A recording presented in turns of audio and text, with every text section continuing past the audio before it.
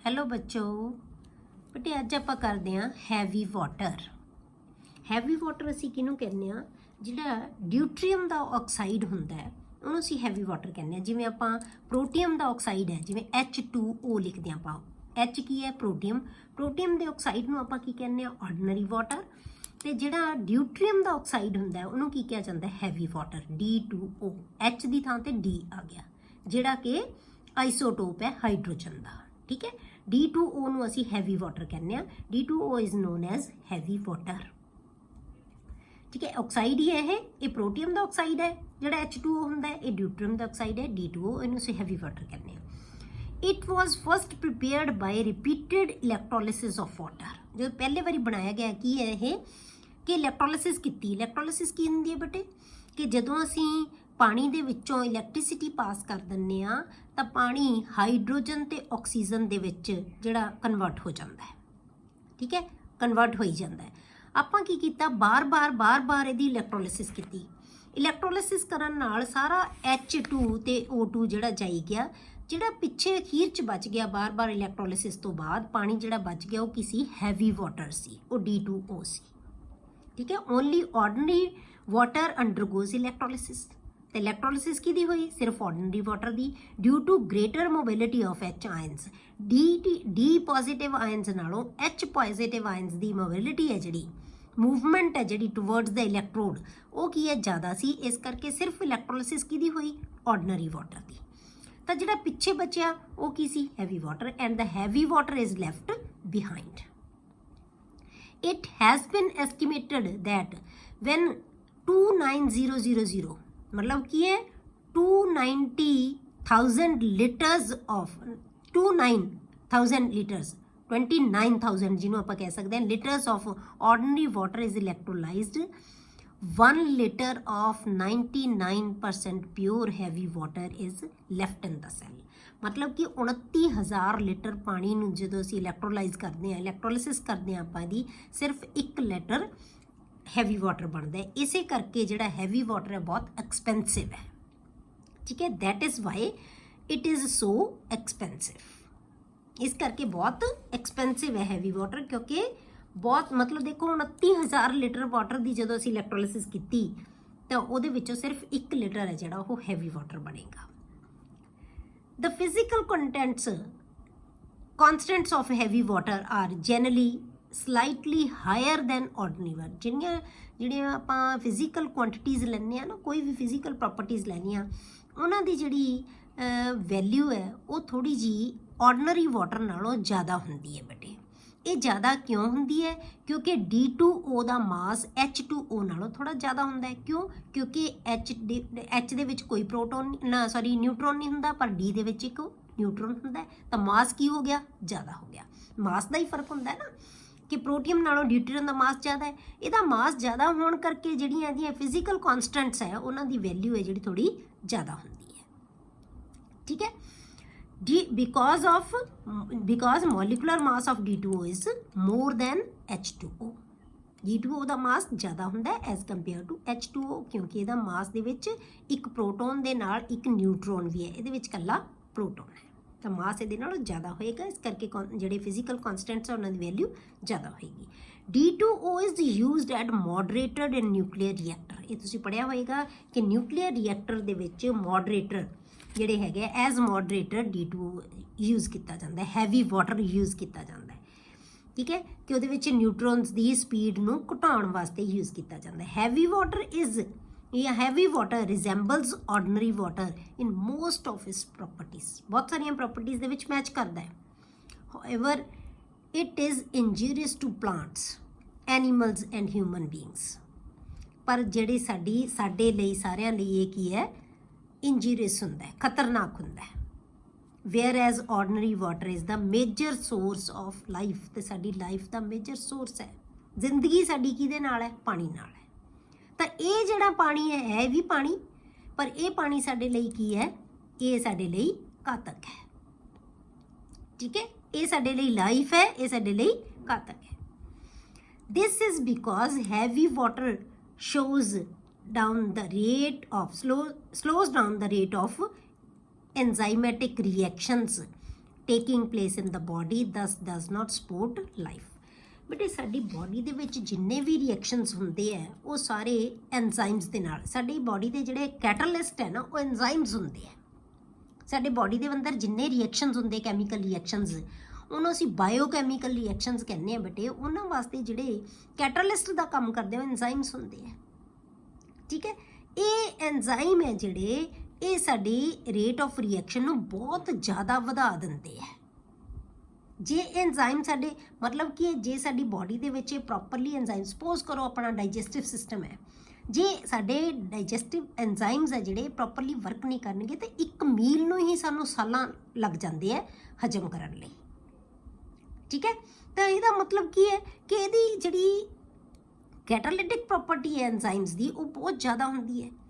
ਤਾਂ ਜਿਹੜੇ heavy water ਹੈ ਜਿਹੜਾ, ਜੇ ਸਾਡੀ ਬੋਡੀ ਦੇ ਵਿੱਚ ਇਹ ਹੋਏਗਾ ਤਾਂ ਸਾਡੇ ਐਂਜ਼ਾਈਮਸ ਦੀ ਜਿਹੜੀ ਰਿਐਕਸ਼ਨ ਹੈ, ਰੇਟ ਆਫ ਰਿਐਕਸ਼ਨ ਹੈ, ਉਹਨੂੰ ਬਹੁਤ ਸਲੋ ਡਾਊਨ ਕਰ ਦਿੰਦੇ ਹੈ, ਘਟਾ ਦਿੰਦੇ ਹੈ। ਇਸ ਕਰਕੇ ਕੀ ਹੈ, ਸਾਡੀ ਬੋਡੀ ਨੂੰ ਇਹ ਸਪੋਰਟ ਨਹੀਂ ਕਰਦੇ। ਸਾਡੀ ਜਿਹੜੀ ਹੈਗੀ ਹੈ ਬੋਡੀ ਦੇ ਵਿੱਚ ਇਹ ਸਾਡੇ ਲਈ ਖਤਰਨਾਕ ਹੁੰਦੇ ਹੈ, ਕਿਉਂਕਿ ਐਂਜ਼ਾਈਮਸ ਹੀ ਤਾਂ ਸਾਡੇ ਸਾਰੀ ਫੰਕਸ਼ਨਿੰਗ ਨੂੰ ਕੰਟਰੋਲ ਕਰਦੇ ਹੈ। ਜੇ ਐਂਜ਼ਾਈਮਸ ਹੀ, ਇਹਨਾਂ ਦੀ ਰੇਟ ਹੀ ਘਟ ਗਈ ਤਾਂ ਫਿਰ ਕੀ ਹੋਏਗਾ, ਸਾਨੂੰ ਪ੍ਰੋਬਲਮਸ ਆਉਣਗੀਆਂ ਹੀ ਆਉਣਗੀਆਂ ਬੋਡੀ ਦੇ ਵਿੱਚ। ਇਸ ਕਰਕੇ ਸਾਡੀ ਜਿਹੜੀ ਲਾਈਫ ਨੂੰ ਇਹ ਸਪੋਰਟ ਨਹੀਂ ਕਰਦਾ ਜਿਹੜਾ ਹੈਵੀ ਵਾਟਰ ਹੈ। Clear? It is used for preparation of other deuterium ਜਿਹੜੇ ਹੈਗੇ ਕੰਪਾਊਂਡਸ। ਡਿਊਟਰੀਅਮ ਦੇ ਜਿਹੜੇ ਹੋਰ ਕੰਪਾਊਂਡ ਹੈ ਜਿਹੜੇ ਬਣੇ ਹੋਏ, ਉਹਨਾਂ ਦੀ ਪ੍ਰੈਪਰੇਸ਼ਨ ਵਾਸਤੇ ਜਿਹੜਾ ਹੈਗਾ ਹੈਵੀ ਵਾਟਰ ਨੂੰ ਯੂਜ਼ ਕੀਤਾ ਜਾਂਦਾ ਹੈ। ਜਿਵੇਂ ਆਪਾਂ ਲੈ ਲਿਆ CaC2, ਠੀਕ ਹੈ, ਕੈਲਸ਼ੀਅਮ ਕਾਰਬਾਈਡ। ਇਹਨੂੰ ਆਪਾਂ H2O ਨਾਲ ਜਦੋਂ ਆਪਾਂ ਰਿਐਕਟ ਕਰਦੇ ਹਾਂ ਤਾਂ ਸਾਨੂੰ ਪਤਾ ਹੈ ਐਸਿਟਲੀਨ ਬਣਦੀ ਹੈ, C2H2 ਬਣਦਾ ਹੈ। ਪਰ ਜਦੋਂ ਇਹਦੇ ਨਾਲ ਬੇਟੇ ਹੈਵੀ ਵਾਟਰ ਰਿਐਕਟ ਕਰਦਾ ਨਾ CaC2 ਨਾਲ, ਤਾਂ ਸਾਡੇ ਕੋਲੇ ਕੀ ਬਣਦਾ ਹੈ, C2D2। H2 ਦੀ ਥਾਂ ਤੇ ਕੀ ਆਏਗਾ, D2। ਬਸ ਜਿੱਥੇ ਅਸੀਂ ਪ੍ਰੋਟੀਅਮ ਲਗਾਉਣਾ ਹੈ ਉਹਦੀ ਥਾਂ ਤੇ ਕੀ ਆ ਜਾਏਗਾ, ਡਿਊਟਰੀਅਮ। ਰਿਐਕਸ਼ਨ ਉਹੀ ਹੋਏਗਾ, ਠੀਕ ਹੈ। ਨਾਲ ਕੀ ਬਣਦਾ ਹੈ, ਕੈਲਸ਼ੀਅਮ ਦਾ ਹਾਈਡਰੋਕਸਾਈਡ ਬਣਦਾ ਸੀ, ਹੁਣ ਇਹ ਕੀ ਹੈ, OD ਟਵਾਈਸ। H ਦੀ ਥਾਂ ਤੇ ਹਰੇਕ ਥਾਂ ਤੇ ਕੀ ਆ ਜਾਏਗਾ, D ਆ ਜਾਏਗਾ। ਮਤਲਬ ਪ੍ਰੋਟੀਅਮ ਦੀ ਥਾਂ ਤੇ ਡਿਊਟਰੀਅਮ ਆ ਜਾਣਾ। SO3 + DO2 ਤਾਂ ਕੀ ਬਣੇਗਾ, ਆਪਾਂ ਕੀ ਲਿਖਦੇ ਸੀ, H2SO4, ਠੀਕ ਹੈ। ਤਾਂ ਇਹ ਕੀ ਬਣ ਗਿਆ, D2SO4। ਇਸੇ ਤਰ੍ਹਾਂ Al4C3, ਤਾਂ ਇਹ D2O ਨਾਲ ਰਿਐਕਟ ਕਰਕੇ ਕੀ ਬਣਾਏਗਾ, ਇੱਥੇ ਆਪਾਂ ਬਣਾਉਂਦੇ ਸੀ CH4, ਤਾਂ ਇਹ ਕੀ ਬਣਾ ਰਿਹਾ, CD4 plus AlOD thrice. OH ਦੀ ਥਾਂ ਤੇ ਕੀ ਹੈ, ਸੇਮ ਰਿਐਕਸ਼ਨ ਉਹੀ ਰਹਿਣਗੇ, ਪਰ ਇਹ ਕੀ ਹੈ, ਸਿਰਫ ਜਿਹੜਾ ਡਿਊਟਰੀਅਮ ਹੈ ਉਹ ਇਹਦੇ ਨਾਲ ਰਿਐਕਟ ਕਰੇਗਾ। ਇਹ ਸੀ ਬੇਟੇ ਹੈਵੀ ਵਾਟਰ। ਨੈਕਸਟ ਜਿਹੜਾ ਟੌਪਿਕ ਆਪਾਂ ਕਰਦੇ ਹਾਂ ਬੇਟੇ ਉਹ ਹੈ ਹਾਈਡਰੋਜਨ ਪਰਆਕਸਾਈਡ। ਹਾਈਡਰੋਜਨ ਪਰਆਕਸਾਈਡ ਇਹ ਲਾਸਟ ਟੌਪਿਕ ਹੈ। ਤਾਂ ਥੋੜਾ ਜਿਹਾ ਆਪਾਂ ਇਹਦੇ ਬਾਰੇ ਪ੍ਰੈਪਰੇਸ਼ਨ ਵੀ ਕਰਨੀ ਹੈ, ਇਹਦੀਆਂ ਪ੍ਰੋਪਰਟੀਜ਼ ਵੀ ਕਰਨੀ ਹੈ, ਇਹਦੀ ਸਟਰਕਚਰ ਵੀ ਕਰਨੀ ਹੈ। ਮੇਬੀ ਅੱਜ ਦੇ ਲੈਕਚਰ ਜੇ ਨਾ ਕੰਪਲੀਟ ਹੋਵੇ ਤਾਂ ਆਪਣਾ ਸਿਰਫ ਇੱਕ ਲੈਕਚਰ ਜਿਹੜਾ ਹੈਗਾ ਹੋਰ ਲੱਗੇਗਾ ਤਾਂ ਆਪਣਾ ਲੈਸਨ ਕੰਪਲੀਟ ਹੋ ਜਾਏਗਾ। ਹਾਈਡਰੋਜਨ ਪਰਆਕਸਾਈਡ ਹੈ ਜਿਹੜਾ ਇਹ ਲਾਸਟ ਵਾਲਾ ਹੈ, ਠੀਕ ਹੈ। ਤਾਂ ਹਾਈਡਰੋਜਨ ਪਰਆਕਸਾਈਡ ਹੁਣ ਆਪਾਂ ਸਟੱਡੀ ਕਰਦੇ ਹਾਂ, H2O2।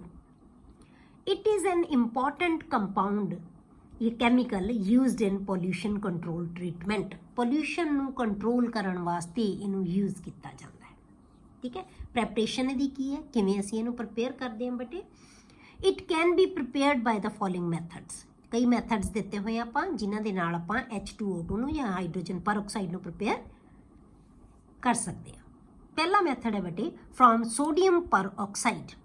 ਸੋਡੀਅਮ ਪਰਆਕਸਾਈਡ ਤੋਂ ਅਸੀਂ ਪ੍ਰੀਪੇਅਰ ਕਰਦੇ ਹਾਂ, ਜਿਹਨੂੰ ਅਸੀਂ ਮਾਰਕਸ ਮੈਥਡ ਕਹਿ ਦਿੰਦੇ ਹਾਂ, ਠੀਕ ਹੈ। Na2O2 ਸੋਡੀਅਮ ਦਾ ਪਰਆਕਸਾਈਡ। ਪਰਆਕਸਾਈਡ ਕੀ ਹੁੰਦਾ ਬੇਟੇ, ਜਿੱਥੇ O2 2 ਨੈਗੇਟਿਵ ਹੁੰਦਾ ਹੈ, ਕਿਉਂਕਿ ਆਕਸਾਈਡ ਕਈ ਤਰ੍ਹਾਂ ਦੇ ਹੁੰਦੇ ਆ। ਸਿੰਪਲ ਆਕਸਾਈਡ ਜਿਹਦੇ ਵਿੱਚ O 2 ਨੈਗੇਟਿਵ ਹੁੰਦਾ ਹੈ, O ਦੇ ਉੱਪਰ 2 ਨੈਗੇਟਿਵ ਹੁੰਦਾ ਹੈ। ਫਿਰ ਸਾਡੇ ਕੋਲੇ ਪਰਆਕਸਾਈਡ ਹੋ ਜਾਂਦਾ ਹੈ, ਉਹ ਕੀ ਹੋ ਜਾਂਦਾ ਹੈ, O2 2 ਨੈਗੇਟਿਵ ਹੋ ਜਾਂਦਾ ਹੈ। ਫਿਰ ਸਾਡੇ ਕੋਲੇ ਸੁਪਰ ਆਕਸਾਈਡ ਹੋ ਜਾਂਦਾ ਹੈ, O2 1 ਨੈਗੇਟਿਵ ਹੋ ਜਾਂਦਾ ਹੈ, ਠੀਕ ਹੈ। ਤਾਂ ਇਹ ਕੀ ਹੈ ਸਾਡੇ ਕੋਲੇ ਪਰਆਕਸਾਈਡ Na2O2, ਕਿਉਂਕਿ Na ਇਹਦੀ ਵੈਲੈਂਸੀ 1 ਹੈ, O2 ਦੀ ਵੈਲੈਂਸੀ 2 ਨੈਗੇਟਿਵ ਹੈ, ਤਾਂ ਇਹਦੀ ਵੈਲੈਂਸੀ ਇੱਥੇ ਆ ਜਾਏਗੀ, ਇਹਦੀ ਵੈਲੈਂਸੀ ਇੱਥੇ ਹੈਗੀ, O2 ਦੀ ਵੈਲੈਂਸੀ ਹੈ ਇਹ, ਤਾਂ ਇਹਨੂੰ ਅਸੀਂ ਪਰਆਕਸਾਈਡ ਕਹਿੰਦੇ ਹਾਂ। ਤਾਂ ਜਦੋਂ ਸੋਡੀਅਮ ਪਰਆਕਸਾਈਡ ਦੇ ਨਾਲ ਅਸੀਂ ਸਲਫਿਊਰਿਕ ਐਸਿਡ ਨੂੰ ਟ੍ਰੀਟ ਕਰਦੇ ਹਾਂ ਤਾਂ ਸਾਡੇ ਕੋਲੇ ਕੀ ਬਣ ਜਾਂਦਾ ਹੈ, ਸੋਡੀਅਮ ਸਲਫੇਟ ਪਲੱਸ H2O2, ਤਾਂ ਆਪਾਂ ਇੱਥੋਂ ਜਿਹੜਾ ਹਾਈਡਰੋਜਨ ਪੈਰੋਕਸਾਈਡ ਨੂੰ ਪ੍ਰਪੇਅਰ ਕਰ ਸਕਦੇ ਹਾਂ। ਦੂਸਰਾ ਮੈਥਡ ਹੈ ਜਿਹੜਾ ਬੇਟਾ ਉਹ ਹੈਗਾ ਫਰੋਮ ਬੇਰੀਅਮ ਪੈਰੋਕਸਾਈਡ। ਬੇਰੀਅਮ ਪੈਰੋਕਸਾਈਡ ਤੋਂ ਵੀ ਅਸੀਂ ਹਾਈਡਰੋਜਨ ਪੈਰੋਕਸਾਈਡ ਨੂੰ ਪ੍ਰਪੇਅਰ ਕਰਦੇ ਹਾਂ।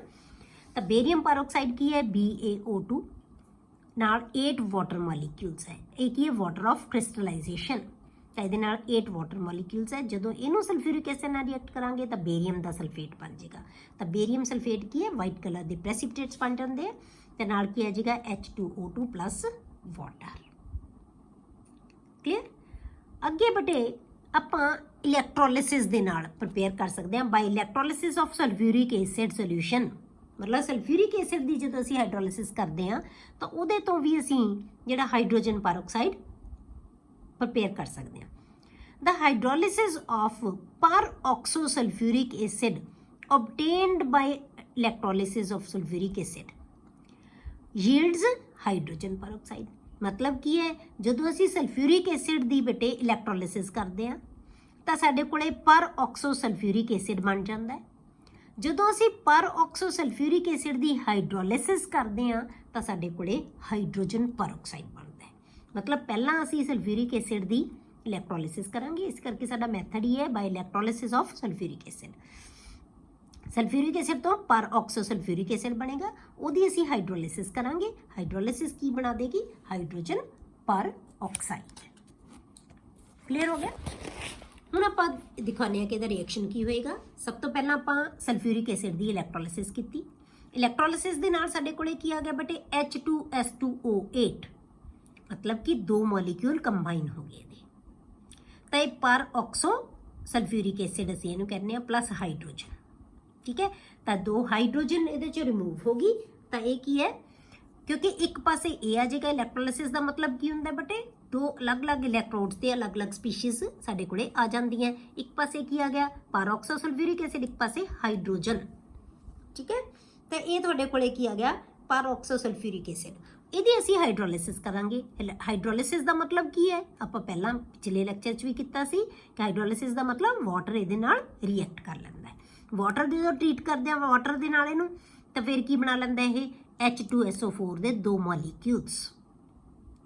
ਠੀਕ ਹੈ, ਤਾਂ ਨਾਲ ਕੀ ਬਣ ਜਾਏਗਾ, H2O2। ਤਾਂ ਕੀ ਬਣ ਗਿਆ, H2SO4 ਦੇ 2 ਮੋਲੀਕਿਊਲਸ ਬਣ ਜਾਣਗੇ ਨਾਲ ਹਾਈਡਰੋਜਨ ਪੈਰੋਕਸਾਈਡ। ਠੀਕ ਹੈ, ਤਾਂ ਆਪਾਂ ਕੀ ਹੈ, ਇਲੈਕਟ੍ਰੋਲਿਸਿਸ ਕੀਤੀ ਸਲਫਿਊਰਿਕ ਐਸਿਡ ਦੀ, ਬਣਿਆ peroxo ਸਲਫਿਊਰਿਕ ਐਸਿਡ, ਉਹਦੀ ਅਸੀਂ ਹਾਈਡਰੋਲਿਸਿਸ ਕੀਤੀ ਤਾਂ ਕੀ ਆ ਗਿਆ ਸਾਡੇ ਕੋਲੇ, hydrogen peroxide. This method is now used for the laboratory preparation of D2O2। ਹੁਣ ਇਸੇ ਮੈਥਡ ਨੂੰ D2O2 ਦੀ ਲੈਬੋਰੇਟਰੀ ਪ੍ਰੈਪਰੇਸ਼ਨ ਵਾਸਤੇ ਵੀ ਯੂਜ਼ ਕੀਤਾ ਜਾਂਦਾ ਹੈ। ਤਾਂ ਆਪਾਂ ਇੱਥੇ ਜਦੋਂ ਹਾਈਡਰੋਲਿਸਿਸ ਕਰਦੇ ਆ ਨਾ ਆਪਾਂ, ਤਾਂ ਇੱਥੇ ਆਰਡੀਨਰੀ ਵਾਟਰ ਦੀ ਬਜਾਏ ਜਿਹੜੀ ਹਾਈਡਰੋਲਿਸਿਸ ਕੀਤੀ ਜਾਂਦੀ ਹੈ ਇਹਦੀ, ਉਹ ਕਿਹਦੇ ਨਾਲ ਕੀਤੀ ਜਾਂਦੀ ਹੈ ਬੇਟੇ, D2O ਦੇ ਨਾਲ। ਠੀਕ ਹੈ, ਠੀਕ ਹੈ, ਇਹ ਆਪਾਂ ਲੈਂਦੇ ਆ ਸਲਫਿਊਰਿਕ ਐਸਿਡ ਦੀ ਬਜਾਏ ਕੀ ਲਿਆ ਜਾਂਦਾ ਬੇਟੇ ਇੱਥੇ, ਇਹਦਾ ਪੋਟਾਸ਼ੀਅਮ ਸਾਲਟ। ਤਾਂ ਆਪਾਂ ਕੀ ਲਵਾਂਗੇ, K2S2O8 ਪਲੱਸ D2O, ਤਾਂ ਕੀ ਬਣ ਜਾਏਗਾ, KdSO4। ਠੀਕ ਹੈ, ਬਾਈਸਲਫੇਟ ਜਿਹਨੂੰ ਆਪਾਂ ਕਹਿੰਦੇ ਆ। ਠੀਕ ਹੈ, ਤਾਂ ਕੀ ਆਏਗਾ, D2O2। ਮਤਲਬ ਇਸੇ ਮੈਥਡ ਨੂੰ ਆਪਾਂ ਕੀ ਇਲੈਕਟ੍ਰੋਲਿਸਿਸ ਤਾਂ ਕਰ ਲਈ। ਇਲੈਕਟ੍ਰੋਲਿਸਿਸ ਤੋਂ ਬਾਅਦ ਆਪਾਂ ਕੀ ਕੀਤਾ, ਇਹਨੂੰ ਆਪਾਂ ਇਹਦਾ ਪੋਟਾਸ਼ੀਅਮ ਸਾਲਟ ਲੈ ਲਿਆ। ਇਹਦੇ ਪੋਟਾਸ਼ੀਅਮ ਸਾਲਟ ਨੂੰ ਆਪਾਂ ਕਾਹਦੇ ਨਾਲ ਟਰੀਟ ਕੀਤਾ, ਹੈਵੀ ਵਾਟਰ ਦੇ ਨਾਲ। ਠੀਕ ਹੈ, ਹੈਵੀ ਵਾਟਰ ਨਾਲ ਟਰੀਟ ਕਰਨ ਨਾਲ ਕੀ ਬਣ ਜਾਏਗਾ, D2O2। ਨੈਕਸਟ ਬੇਟੇ ਦੇ ਇੰਡਸਟਰੀਅਲ ਪ੍ਰੈਪਰੇਸ਼ਨ ਜਿਹੜੀ ਆਪਾਂ ਲੈਣੀ ਹੈ hydrogen peroxide the by auto oxidation of 2 ਅਲਕਾਈਲ ਐਂਥਰਾਕਿਊਨੋਲਸ। 2 ਅਲਕਾਈਲ ਐਂਥਰਾਕਿਊਨੋਲ ਦੀ ਜਦੋਂ ਆਪਾਂ ਆਟੋ ਆਕਸੀਡੇਸ਼ਨ ਕਰ ਦਿੰਦੇ ਹਾਂ, ਆਟੋ ਆਕਸੀਡੇਸ਼ਨ ਦੀ ਮਤਲਬ ਸੈਲਫ ਆਕਸੀਡੇਸ਼ਨ ਹੋ ਜਾਂਦੀ ਹੈ, ਉਹਦੇ ਨਾਲ ਆਪਾਂ ਹਾਈਡਰੋਜਨ ਪੈਰੋਕਸਾਈਡ ਬਣਾ ਸਕਦੇ ਹਾਂ। ਤਾਂ ਆਪਾਂ ਕੀ ਲਵਾਂਗੇ, 2 ਇਥਾਈਲ ਜਿਹੜਾ ਆਪਾਂ ਲੈਣਾ ਹੈ ਐਂਥਰਾਕਿਊਨੋਲ, 2 ਇਥਾਈਲ ਐਂਥਰਾਕਿਊਨੋਲ। ਮਤਲਬ ਅਲਕਾਈਲ ਗਰੁੱਪ ਜਿਹੜਾ ਮਰਜ਼ੀ ਹੋ ਸਕਦਾ ਹੈ। ਆਪਾਂ ਪ੍ਰੈਪਰੇਸ਼ਨ ਕਿਤੋਂ ਕਰ ਰਹੇ ਹਾਂ, 2 ਇਥਾਈਲ ਤੋਂ। ਇਥਾਈਲ ਗਰੁੱਪ ਦਾ ਮਤਲਬ 2 ਕਾਰਬਨ ਵਾਲਾ ਕੰਪਾਊਂਡ, 2 ਇਥਾਈਲ ਐਂਥਰਾਕਿਊਨੋਲ। ਇਹਦੀ ਜਦੋਂ ਆਪਾਂ ਆਕਸੀਡੇਸ਼ਨ ਕਰਾਂਗੇ ਤਾਂ ਇਹ ਕੀ ਬਣਾ ਲੇਗਾ ਬੇਟੇ, ਏਅਰ ਦੇ ਵਿੱਚੋਂ ਉਹਨੇ ਆਕਸੀਜਨ ਲੈਣੀ ਹੈ, H2O2 ਬਣ ਜਾਏਗਾ ਤੇ ਆਕਸੀਡਾਈਜ਼ਡ ਪ੍ਰੋਡਕਟ ਬਣ ਜਾਏਗੀ। ਤੁਹਾਨੂੰ NCERT ਦੇ ਵਿੱਚ ਇਹੀ ਦਿੱਤਾ ਹੋਇਆ। एक्चुअली तुहानूं कंपाउंड पता होना चाहिए। ये असी एंथ्रासीन लैंदे आ, ठीक है। 3 बेंजीन रिंग आपस च कंबाइन होए हुए 3 बेंजीन रिंग, ਉਹਦੇ ਵਿਚਕਾਰ 2 ਪੋਜੀਸ਼ਨ ਤੇ H2C2H5 ਲੱਗਿਆ ਹੋਇਆ, ਇਥਾਈਲ ਗਰੁੱਪ ਇਹਨੂੰ ਕਹਿੰਦੇ ਆ ਅਸੀਂ, ਇਥਾਈਲ ਗਰੁੱਪ। ਇਹ ਜਦੋਂ ਆਪਾਂ ਜਿਹੜੀ ਆਰਗੈਨਿਕ ਕੈਮਿਸਟਰੀ ਹੈ ਨਾ, ਉਦੋਂ ਤੁਹਾਨੂੰ ਸਮਝ ਆਏਗੀ ਬੇਟੇ ਕਿ ਇਹ ਅਸੀਂ ਇਹਨੂੰ ਇਥਾਈਲ ਗਰੁੱਪ ਕਿਉਂ ਕਹਿੰਦੇ ਆ। ਵੈਸੇ ਤੁਸੀਂ 10th ਦੇ ਵਿੱਚ ਪੜ੍ਹੇ ਹੋਇਆ ਥੋੜ੍ਹਾ ਬਹੁਤ ਆਰਗੈਨਿਕ ਕੈਮਿਸਟਰੀ ਬਾਰੇ ਜਾਂ ਇਹਨਾਂ ਆਰਗੈਨਿਕ ਕੰਪਾਊਂਡਸ ਬਾਰੇ, ਤਾਂ ਇੰਨਾ ਕੁ ਤਾਂ ਇਥਾਈਲ ਦਾ ਤਾਂ ਤੁਹਾਨੂੰ ਜ਼ਰੂਰ ਪਤਾ ਹੋਏਗਾ। ਤਾਂ ਨਾਲ 2 ਕੀ ਹੈ ਇੱਥੇ ਅਲਕੋਹਲ ਗਰੁੱਪ ਲੱਗੇ ਹੋਏ ਆ, ਤਾਂ ਇਸੇ ਕਰਕੇ ਕਿਊਨੋਲ ਕਹਿੰਦੇ ਆ ਇਹਨੂੰ। ਓਲ ਗਰੁੱਪ ਕੀ ਹੈ, ਮਤਲਬ ਅਲਕੋਹਲ ਗਰੁੱਪ ਲੱਗੇ ਹੋਏ ਆ। ਤਾਂ ਇਹ 2 ਇਥਾਈਲ ਐਂਥਰਾਕਿਊਨੋਲ ਅਸੀਂ ਇਹਨੂੰ ਕਹਿੰਦੇ ਆ। ਜਦੋਂ ਅਸੀਂ ਇਹਦੀ ਆਕਸੀਡੇਸ਼ਨ ਕੀਤੀ ਤਾਂ ਇੱਥੇ ਤੁਹਾਡੇ ਕੋਲੇ ਹਾਈਡਰੋਜਨ ਰਿਮੂਵ ਹੋ ਜਾਏਗੀ, ਤਾਂ ਉਹਨੂੰ ਅਸੀਂ ਆਕਸੀਡੇਸ਼ਨ ਕਹਿੰਦੇ ਆ। Removal of hydrogen is called oxidation. ਤਾਂ ਇਹ ਕੀ ਆ ਗਿਆ, ਡਬਲ ਬੌਂਡ O ਨਾਲ ਇੱਥੇ ਆ ਗਿਆ। ਹੁਣ ਇੱਥੋਂ ਬੌਂਡ ਜਿਹੜੇ ਸ਼ਿਫਟ ਹੋ ਗਏ, ਕਿਉਂ? ਕਿਉਂਕਿ ਇੱਥੇ ਹਰੇਕ ਕਾਰਬਨ ਦੇ ਸਿਰਫ 4 ਬੌਂਡ ਹੋਣੇ ਚਾਹੀਦੇ ਆ ਬੇਟੇ। ਹੁਣ ਜੇ ਇੱਥੇ ਅਸੀਂ ਡਬਲ ਬੌਂਡ ਵੀ ਲਾ ਦਾਂਗੇ ਤਾਂ ਕਾਰਬਨ ਦੇ ਕਿੰਨੇ ਬਣ ਜਾਣਗੇ, ਜ਼ਿਆਦਾ ਬੌਂਡ 5 ਬਣ ਜਾਣਗੇ, ਤੇ 5 ਬੌਂਡ ਕਦੇ ਵੀ ਕਾਰਬਨ ਨਹੀਂ ਬਣਾਉਂਦਾ। ਕਾਰਬਨ ਕੰਪਾਊਂਡਸ ਦੇ ਵਿੱਚ ਕਾਰਬਨ ਦੀ ਹਮੇਸ਼ਾ ਜੀ ਵੈਲੈਂਸੀ ਹੈ ਜਿਹੜੀ ਉਹ ਟੈਟਰਾਵੈਲੈਂਟ ਹੁੰਦੀ ਹੈ, 4 ਬੌਂਡ ਬਣੇ ਹੋਏ ਚਾਹੀਦੇ ਆ।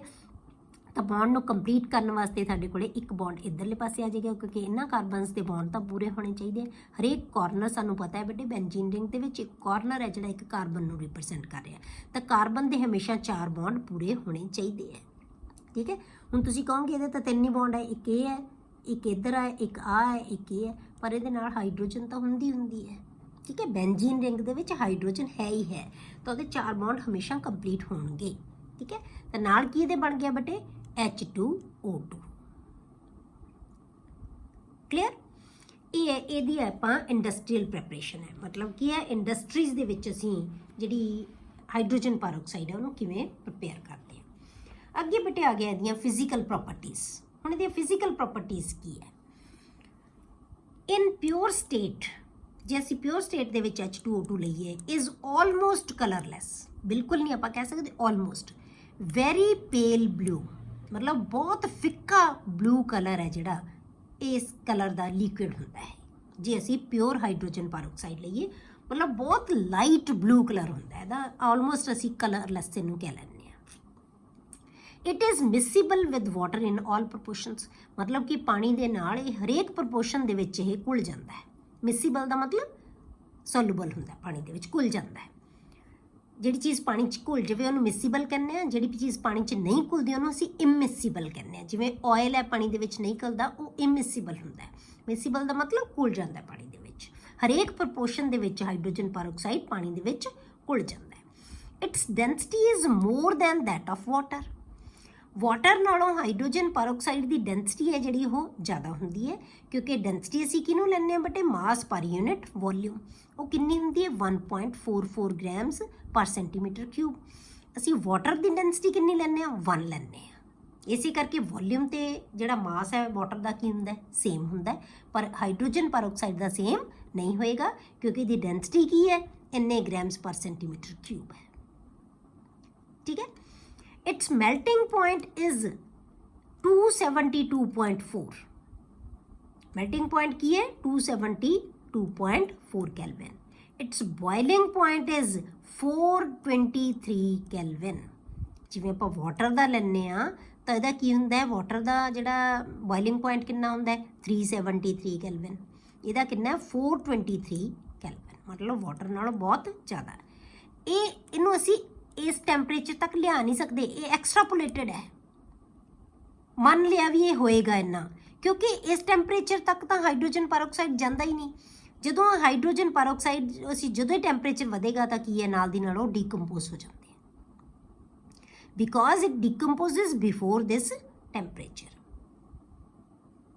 ਕਲੀਅਰ। ਇਸ ਟੈਂਪਰੇਚਰ ਤੱਕ ਤਾਂ ਪਹੁੰਚਦਾ ਹੀ ਨਹੀਂ ਇਹ, ਤਾਂ ਨਾਲ ਦੀ ਨਾਲ ਕੀ ਹੈ, ਇਹਨੇ ਇਸ ਕੰਪਾਊਂਡ ਨੇ ਡੀਕੰਪੋਜ਼ ਹੋ ਜਾਣਾ ਹੈ। ਡੀਕੰਪੋਜ਼ ਹੋ ਕੇ ਕੀ ਬਣਾਉਂਦਾ ਹੈ, ਹਮੇਸ਼ਾ ਵਾਟਰ ਐਂਡ ਆਕਸੀਜਨ, ਤਾਂ ਡੀਕੰਪੋਜੀਸ਼ਨ ਹੋ ਜਾਂਦੀ ਹੈ, ਕਲੀਅਰ। ਨੈਕਸਟ ਹੈ ਬੇਟੇ ਸਟਰਕਚਰ ਆਫ H2O2। ਹੁਣ ਇਹਦਾ H2O2 ਦਾ ਸਟਰਕਚਰ ਹੈ ਬੇਟੇ ਉਹ ਕੀ ਹੈ, ਜਿਹੜਾ ਇਹਦਾ ਸਟਰਕਚਰ ਹੁੰਦਾ ਬੇਟੇ ਇਹ ਨਾਨ ਪਲੈਨਰ ਸਟਰਕਚਰ ਹੁੰਦਾ ਹੈ। ਨਾਨ ਪਲੈਨਰ ਦਾ ਮਤਲਬ ਇੱਕ ਪਲੇਨ ਦੇ ਉੱਤੇ ਨਹੀਂ ਬਣਿਆ ਹੋਇਆ H2O2, ਇਹ ਨਾਨ ਪਲੈਨਰ ਹੈ, ਠੀਕ ਹੈ। ਜਿਵੇਂ ਆਪਾਂ ਸਪੋਜ਼ ਕਰੋ ਆਪਾਂ ਇਹ ਬੁੱਕ ਖੋਲ ਰਹੇ ਹਾਂ ਆਪਾਂ, ਤੇ ਆਏ ਹੈ ਇੱਕ ਹਾਈਡਰੋਜਨ ਉਧਰ ਜਾ ਰਿਹਾ ਹੈ, ਇੱਕ ਹਾਈਡਰੋਜਨ ਦੂਜੇ ਪਾਸੇ ਜਾ ਰਿਹਾ ਹੈ, ਇੱਕ ਪੇਜ ਨਾਲ ਇੱਕ ਜਾ ਰਿਹਾ, ਦੂਜੇ ਪੇਜ ਨਾਲ, ਤੁਹਾਨੂੰ ਲੱਗ ਵੀ ਰਹੀ ਹੈ ਨਾ ਇਹਦੀ ਸ਼ਕਲ ਇਦਾਂ ਹੀ ਹੈ। ਤਾਂ ਇਹਨਾਂ ਦੀ ਥੋੜਾ ਜਿਹਾ ਫਰਕ ਹੁੰਦਾ ਹੈ ਗੈਸੀਅਸ ਫੇਜ਼ ਤੇ ਸੋਲਿਡ ਫੇਜ਼ ਦੇ ਵਿੱਚ। ਜਿਹੜਾ ਗੈਸ ਫੇਜ਼ ਦੇ ਵਿੱਚ ਹੈ ਉਹ ਐਂਗਲ ਥੋੜਾ ਜ਼ਿਆਦਾ ਹੁੰਦਾ ਹੈ, ਵਾਲਾ ਜਿਹੜੀ ਆਪਾਂ ਬੁੱਕ ਖੋਲੀ ਹੋਈ ਹੈ। ਜਿਹੜਾ ਸੋਲਿਡ ਫੇਜ਼ ਦੇ ਵਿੱਚ ਇਹ ਐਂਗਲ ਥੋੜਾ ਘਟ ਜਾਂਦਾ ਹੈ, ਠੀਕ ਹੈ। ਤਾਂ ਲੈਂਥ ਦੇ ਵਿੱਚ ਥੋੜਾ ਲੈਂਥ ਦੇ ਵਿੱਚ ਫਰਕ ਪੈਂਦਾ ਹੈ। ਜਿਵੇਂ 95 ਹੈ ਇਹ ਬੌਂਡ ਲੈਂਥ, ਇੱਥੇ ਕੀ ਹੋ ਜਾਂਦੇ 98.8 ਪਿਕੋਮੀਟਰਸ। ਇਹ ਜਿਹੜੀ O ਤੇ O ਦੀ ਇਹ ਕੀ ਹੈ, O ਹੈ, ਇਹ ਹਾਈਡਰੋਜਨ ਹੈ, H2O2 ਹੈ ਨਾ, ਇਹ 147.5 ਹੈ, ਇਹ 145.8 ਹੈ। ਇਹ ਵਾਲਾ ਜਿਹੜਾ ਐਂਗਲ ਹੈ ਸੋਲਿਡ ਦੇ ਵਿੱਚ 10, ਮਤਲਬ ਇਹ ਐਂਗਲ ਘਟੇਗਾ ਤੇ ਇਹ ਐਂਗਲ ਵੱਧ ਜਾਂਦਾ ਹੈ। ਇੱਥੇ ਇਹ ਐਂਗਲ ਵੱਧਦਾ ਹੈ, ਇੱਥੇ ਐਂਗਲ ਘੱਟ ਹੈ। ਇਹ ਕਿੰਨਾ 94.8। ਥੋੜਾ ਇਹ ਚੀਜ਼ਾਂ ਦੇ ਵਿੱਚ ਫਰਕ ਹੈ ਜੇ ਆਪਾਂ ਸੋਲਿਡ ਤੇ ਗੈਸ ਫੇਜ਼ ਦੇ ਲਈ। ਹੈ ਦੋਨੋਂ ਹੀ ਕੀ ਹੈ, ਨॉन ਪਲੈਨਰ, ਪਲੇਨ ਦੇ ਉੱਤੇ ਇਹ ਨਹੀਂ ਹੈ। ਕਲੀਅਰ ਹੋ ਗਿਆ। ਇਹ ਇਹਦੀ ਬੇਟੇ ਜਿਹੜੀ ਹੈਗੀ ਹੈ ਸਟਰਕਚਰ ਆਫ ਹਾਈਡਰੋਜਨ ਪਰਆਕਸਾਈਡ। ਹੁਣ ਬੇਟੇ ਆਪਾਂ ਲੈਂਦੇ ਹਾਂ ਇਹਦੀਆਂ chemical properties. Chemical properties of hydrogen peroxide. ਹੁਣ ਇਹ ਬੇਟੇ ਆਪਾਂ ਫਿਰ ਆਪਣੇ ਕੋਲੇ ਇੱਕ ਲੈਕਚਰ ਦੇ ਵਿੱਚ ਇਹ ਕੰਪਲੀਟ ਨਹੀਂ ਹੋਏਗਾ। ਇਹਦੀਆਂ ਕੈਮੀਕਲ ਪ੍ਰੋਪਰਟੀਜ਼ ਆਪਾਂ ਅਗਲੇ ਲੈਕਚਰ ਦੇ ਵਿੱਚ ਹੀ ਡਿਸਕਸ ਕਰਾਂਗੇ, ਠੀਕ ਹੈ।